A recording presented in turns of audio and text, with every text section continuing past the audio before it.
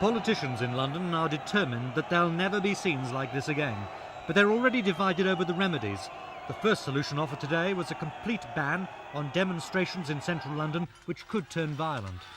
We are suggesting to the Home Secretary that he should look again at the way in which demonstrations and marches are controlled and their location. We would prefer to see them in an open location and certainly not in built-up the centre of cities. But wouldn't that destroy something at the very heart of our democracy? Because after all, the government's decisions are made in central London. I believe people do have the chance and should always have the chance, but I cannot see why they cannot go into a park rather than into the dead centre, as you say, Trafalgar Square, destroy everybody else's lives just because they want to put over their point of view. Lady Porter's proposed ban has the backing of her Conservative majority on Westminster City Council, and she's also found support from MPs.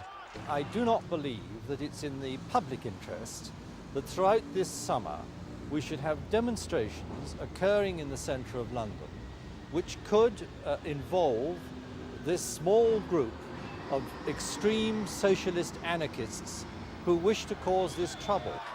But there's outright opposition to such a plan from Labour. The party believes that a fundamental right is at stake. If you get into the business of banning a demonstration, you are undermining a very key aspect of our democracy. Even if loss of life were involved? There was no loss of life involved yesterday. There were horrific riots, there was a horrific loss of property, there were horrific injuries.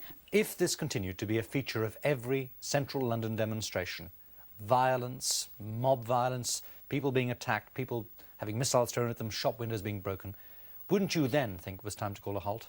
I think every genuine Democrat in London wants to have that right to demonstrate. Doing away with that right is something which reminds us of Eastern Europe before recent times, and we don't want to take that step backwards.